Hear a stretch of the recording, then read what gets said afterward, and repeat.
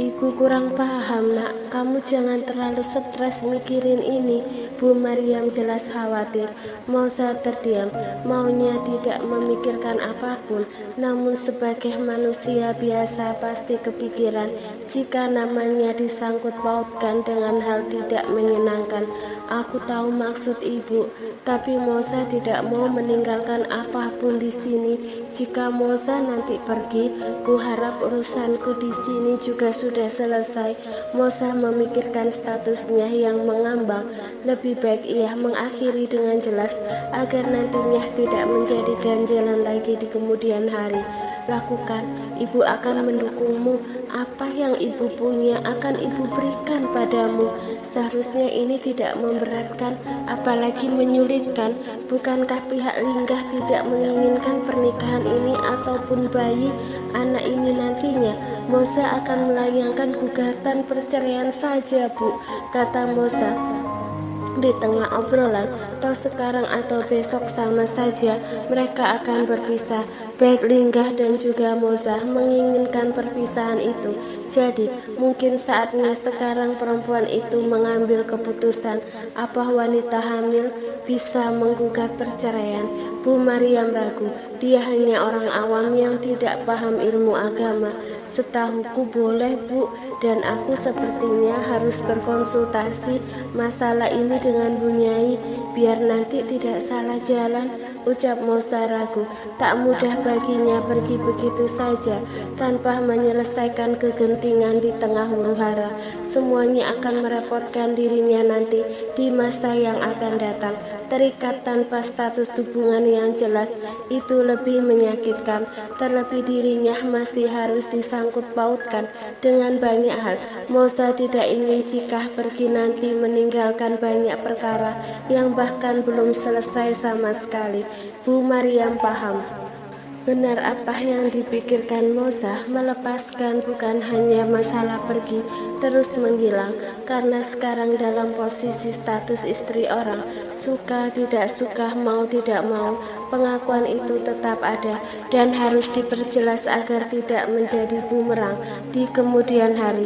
Biar di antara Linggah ataupun Moza juga sama-sama tenang. Jika ingin melanjutkan hidupnya setelah perpisahan nanti, ibu akan bantu menyiapkan semuanya. Kabari jika kamu sudah siap, kata Bu Maryam harap-harap cemas. Iya Bu, secepatnya, balas Moza memantapkan hatinya. Kemana harus melangkah? Tidak ada yang harus diperjuangkan atau dipertahankan. Toh semua berawal dari suatu perkara yang memang karena terpaksa. Kendati demikian, Moza memikirkan ini semalaman. Dia memikirkan setelahnya dan jalan apa yang harus ia ambil untuk kedepannya. Bismillah ya Allah, mudahkanlah jalan dan hajatku. Aku tahu ini dibenci olehmu, tapi bukankah suatu ikatan yang banyak mudorotnya juga tidak baik dipertahankan? Ampuni aku ya Rob, gumam Moza memantapkan niatnya. Sore itu Moza mendatangi Umi Sali lantaran Bu Nyai sedang tidak begitu sehat.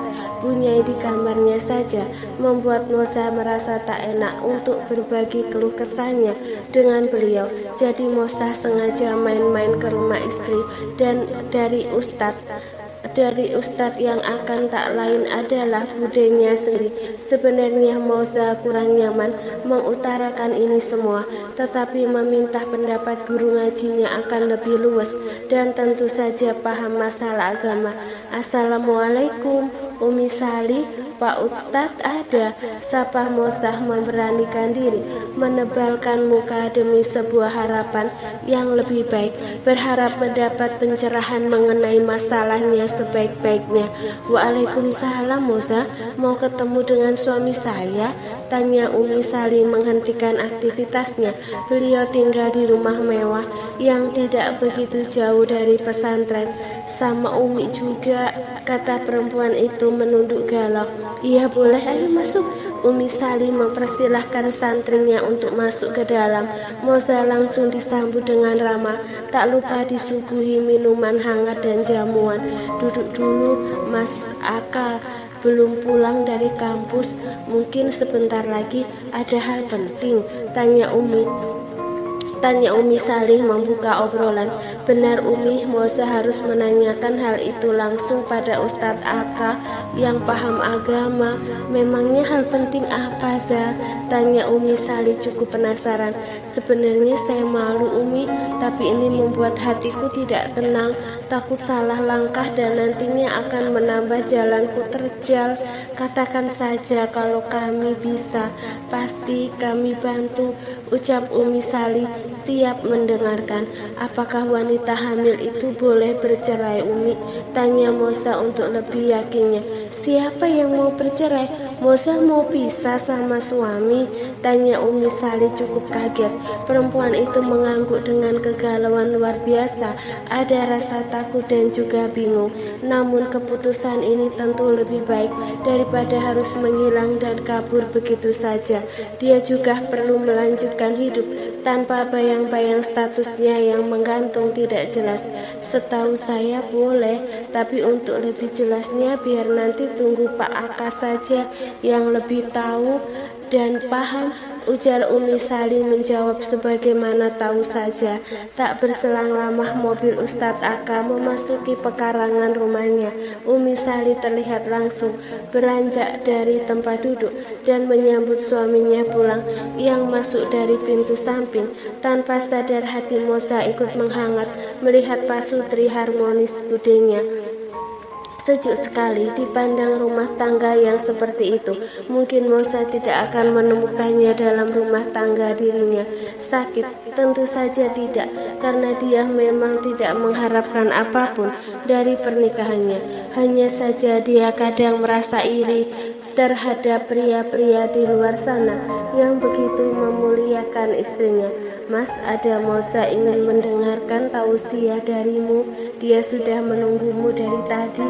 Maksudku kita berdua. Moza suaminya Lingga? Tanya Pak Aka sembari melepas sepatunya.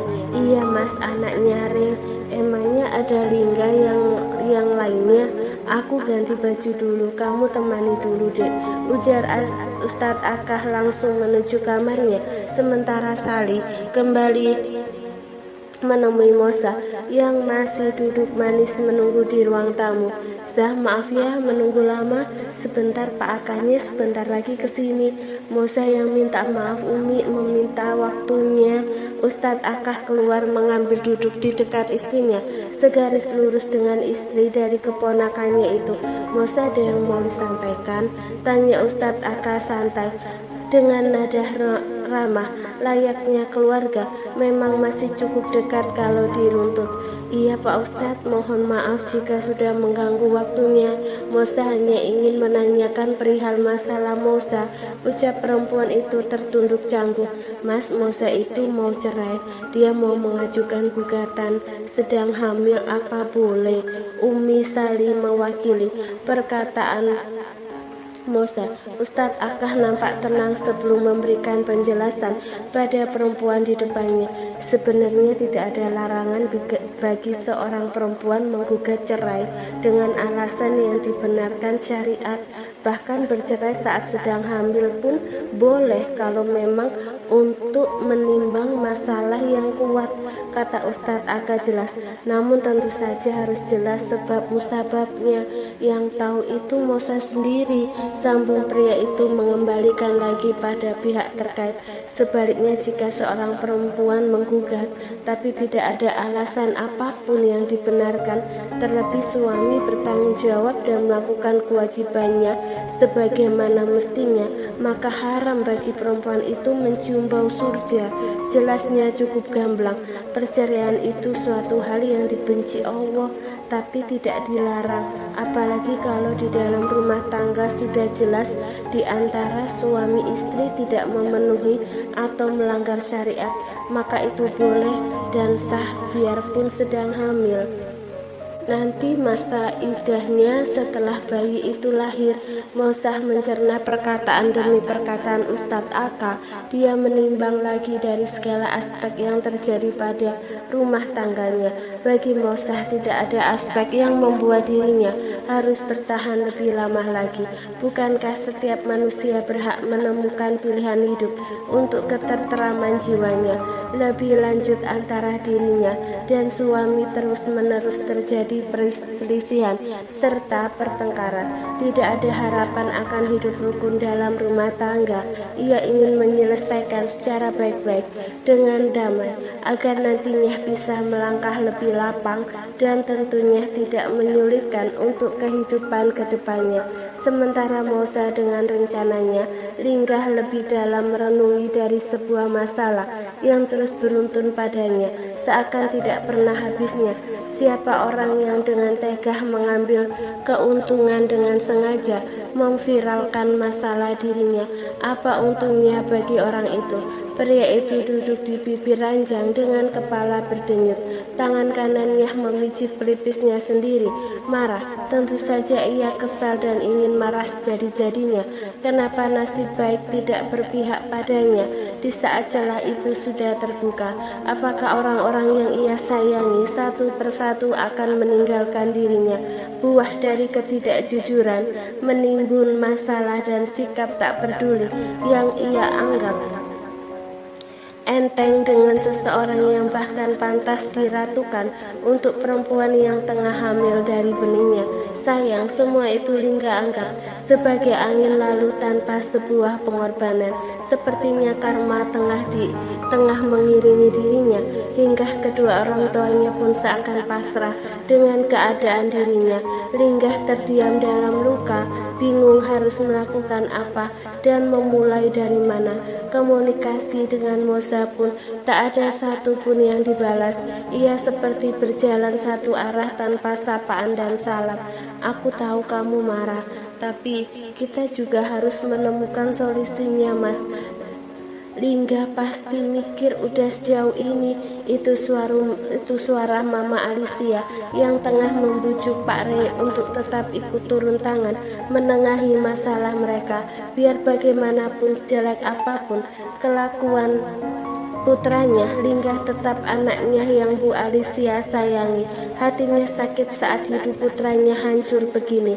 Andai saja putra sulungnya itu mau mendengarkan dirinya dan menurut, mungkin tidak akan begini jadinya. Aku mikir mah, tapi Lingga sudah keterlaluan. Seceroboh itu sikapnya. Aku malu mempunyai anak seperti dia, ucap Pak Regram. Beri dia satu kesempatan, Mama yang akan membujuknya. Setelah ini kita akan berbicara dengan Bu Mariam, ucap Bu Alicia yang tidak tega juga melihat Lingga dalam keterpurukan. Keduanya sama meredakan emosinya. Entah siapa yang salah dan bagaimana semua itu bisa terjadi. Yang jelas memperbaiki adalah solusi yang terbaik. Masih belum terlambat. Jika niatan baik itu ada, satu keluarga tidak ada yang menyambangi makan malam. Semua nampak tak berselera dan tidak merasa lapar. Masalah ini benar-benar membuat keluarga Pak Rey tidak karuan. Suara ketukan pintu di malam hari membuyarkan lamunan Lingga yang sedari sore mengurung diri di kamar. Bu Alicia masuk setelah mendengar sahutan putranya. Gah, panggil perempuan itu mendekat, tidak berkata apapun lagi setelah meletakkan sajadah bersih di atas pangkuannya, lalu mengusap atas kepalanya dengan sayang. Perempuan itu kembali keluar dengan mata basah, berharap dengan menyentuh hatinya yang paling dalam, putranya akan tahu kalau kedua orang tuanya begitu sayang dan memikirkan masa depannya. Lingga memejam, hatinya bergetar kuat seiring langkah kaki ibunya menjauh. Dia tidak sendiri, mungkin selama ini hanya lalai dengan apa yang membutakan mata hatinya, hingga membiarkan dirinya berkubang dalam kelakuan sesuka hatinya yang tanpa sadar melukai banyak orang. Kalut, tidak tahu mau membawa masalah ini kemana. Apakah hidupnya kini tak berguna lagi? Pria itu melangkah kecil menuju kamar mandi untuk mengambil wudhu. Paling tepat saat hati gundah gulana adalah mengadukan segala masalahnya padanya. Sementara Bu Alicia terlihat diam, kesedihan masih menyelimutinya. Hingga pagi menyapa, ibu dari dua anak itu jelas kurang tidur hingga membuatnya dilanda meriang. Makan mah, jangan terlalu dipikirkan terus. biar nanti kita cari solusinya, bujuk Pak Rey pada istrinya yang masih terlihat murung. Tidak lapar mas, aku kangen dengan Naka. Tolong nanti kamu jemput dia ya, pinta Bu Alicia mendadak ingin sekali bertemu dengan putra bungsunya. Iya, nanti siang aku jemput, jawab Pak Rey membuat istrinya lega. Diam-diam ayah dari dua anak itu juga memikirkan solusi yang terbaik untuk putranya. Walau marah berusaha terlihat lebih tegar, pastinya pria itu juga akan memusyawarahkan bersama keluarga besar, terkhusus Lingga dan Mosa. Tidak ada pilihan lain. Kita harus klarifikasi tentang hubungan putra-putri kita, setidaknya demi nama baik keluarga, ucap Pak Rey, memutuskan untuk menggelar konferensi pers.